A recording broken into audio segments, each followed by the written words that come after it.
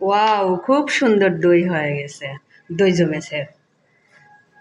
দইটা আমি বাসায় তৈরি করেছি, অনেক সুন্দর হয়েছে। এই যে দেখেন, অনেক শক্ত হয়ে গেছে।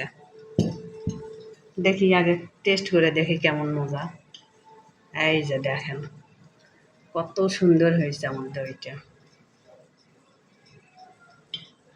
দেখে মনে হচ্ছে খেতেও সেই স্বাদ হবে।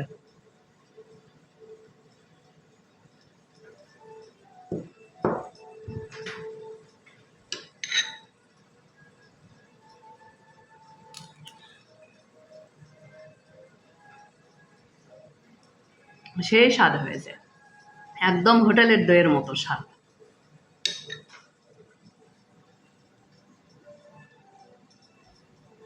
অনেক সুন্দর এবং অনেক স্বাদের হয়েছে।